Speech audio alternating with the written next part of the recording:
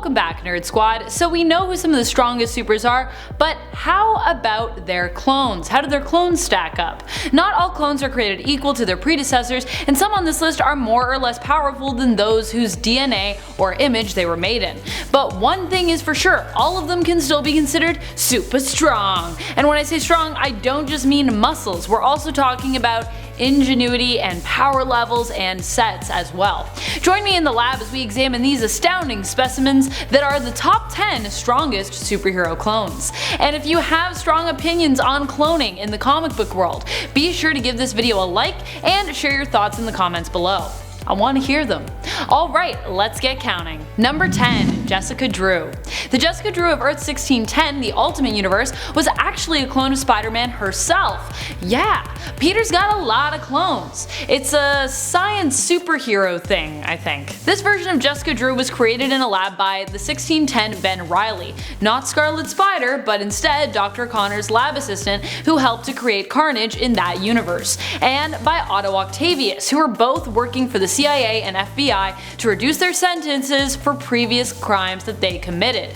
Using Peter Parker's DNA, they created Jessica, who had all of Peter Parker's memories as a result, which they explained would be wiped, and that she would become an agent and tool to be used by the CIA. Fortunately, Jessica escaped this fate with her fellow clones. 1610 Jessica Drew would go on to become Spider-Woman, but would ultimately drop that mantle for Black Widow. Thank goodness. Makes it a little clearer as to who is who when Jessica Drew of Earth 616 is also around, because she's also Spider-Woman and obviously looks like Jessica Drew.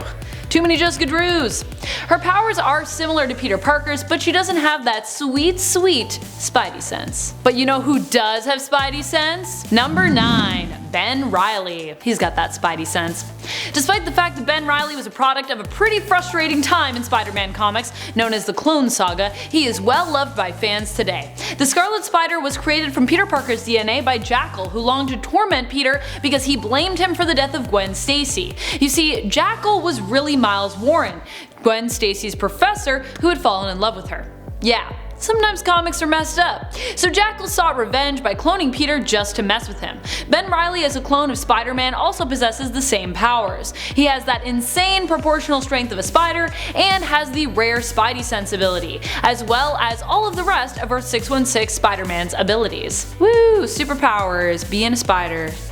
Crawling on stuff, boop boop boo. Number 8. Kane. Another Spider-Man clone. I warned you, there are many. Kane Parker was the first attempt of Jackal's at cloning Peter Parker, but while originally thought to be a success, it turned out that Kane was a somewhat broken and deformed version of Peter Parker, albeit deformed in a twisted and yet super strong way. While mentally unstable as a result of his degenerative flaws, he also found himself to be more powerful, with the genetic powers that he had received from the cloning process being even more amplified than Peter Parker's himself. This clone of Parker is known for being dangerous and ruthless, as his Spidey sense gives him glimpses into the future, which also slowly drive him more and more insane every time he uses it. He also possesses a power known as the Mark of Cain, which grants him corrosive touch. He likes to burn people's faces, that's kind of his thing. Kane himself has also been noted to be even stronger than the original form of Peter Parker. At least that was what Superior Spider-Man seemed to think. Number 7. Ragnarok. Ragnarok is Thor's clone,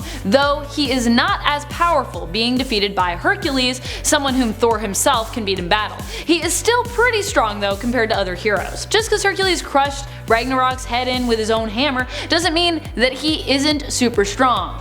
Ragnarok was made by Tony Stark, Mr. Fantastic, and a Skrull disguised as Hank Pym during the events of Civil War I. Stark made him using a strand of Thor's hair that he just happened to find and keep years ago.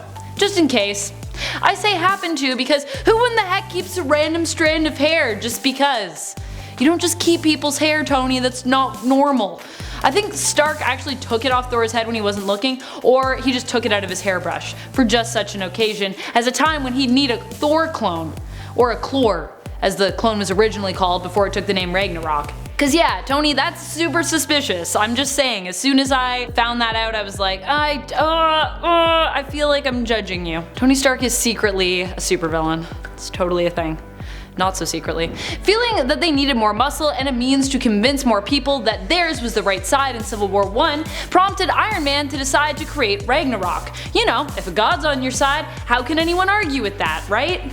Number 6. BIZARRO. So the weird thing about Bizarro is that he's both a clone and not a clone, depending on which Bizarro we're talking about. In the New Earth continuity, the first two Bizarros were attempted clones of Superman.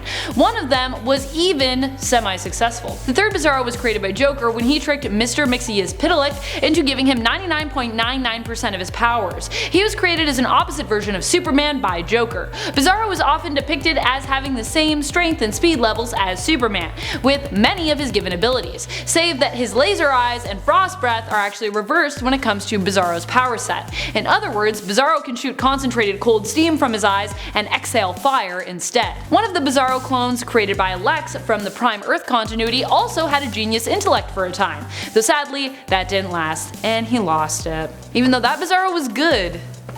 Sort of. Number 5. Wonder Girl. If you're familiar with the character of Donna Troy, you might be wondering how she could be included on this list. Isn't the Teen Titan member known for being like the adopted little sister of Wonder Woman, an orphan whom Wonder Woman had saved who was raised among the Amazons? I mean, you're not wrong, but also, you kinda are wrong. In the 90s, her character was retconned to be basically a clay clone of Diana Prince, created out of clay so that the young Wonder Woman would have a playmate. Later on, this retcon would be changed to make her originally made as a clone clay adversary to Wonder Woman instead.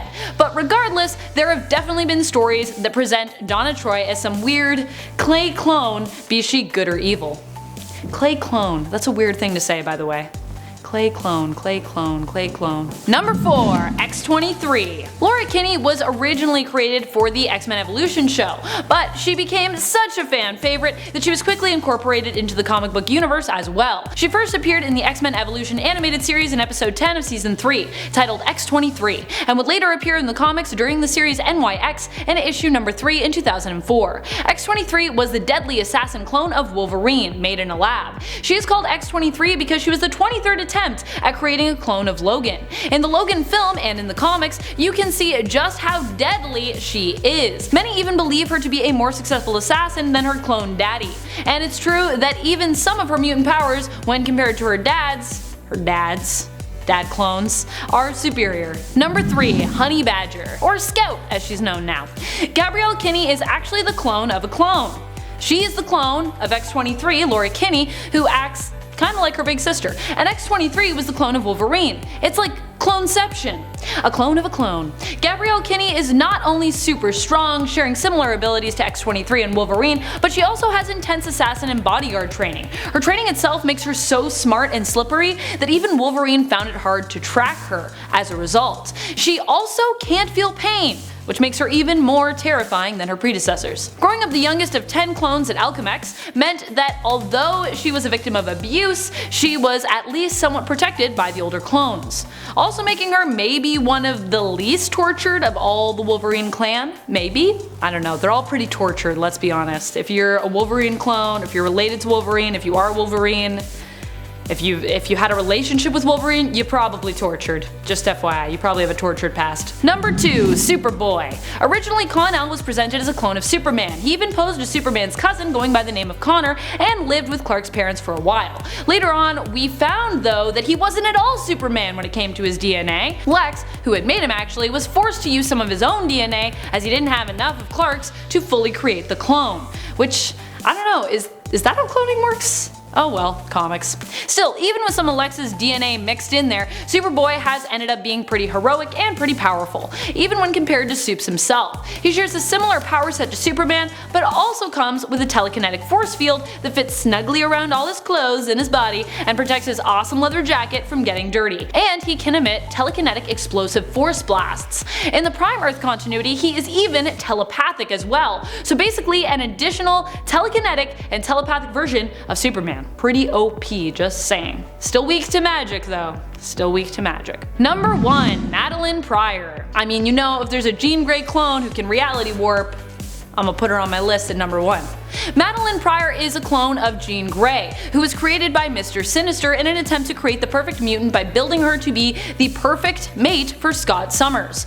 No one knew originally why this woman resembled Jean so much, and even Professor X could not read her mind when she first appeared. But regardless of all these warning signs, Cyclops fell for Madeline hard. He married her and they had a baby together. Later, Maddie would kind of be driven insane when she felt Scott had abandoned her and their family. She would later find out that she she was a clone of Jean whilst being restrained by Mr. Sinister, which would drive her even more crazy because she really hated Jean Grey, like she really hates Jean Grey. And this would also strengthen the bond that she had already created with some demon friends. She used her powers to free herself from Sinister and soon after became the Goblin Queen. Maddie's powers are very similar to Jean's, who she was cloned from, though it is yet to be established as to whether or not she would also be considered Omega level. Maybe when she returns in Dawn of X's Hellions we will find out? March 2020, friends! Get ready, are you ready for the return of the Goblin Queen? I'm definitely ready. Bring her back, bring her back. My cosplay will be so relevant. Thank you so much for watching, Nerd Squad. I hope you enjoyed this list. Who are some of your favorite superhero clones? How do you feel about cloning in both the fictional world and the real world? Which yet uncloned superhero do you think would produce an interesting one? Let us know your thoughts in the comments below. And be sure to smash that sub and ring our bell if you haven't already on your way down there. You know we love it when you do. This has been Top 10 Nerd and I'm your host Amanda McKnight, reminding you as always to stay nerdy, YouTube.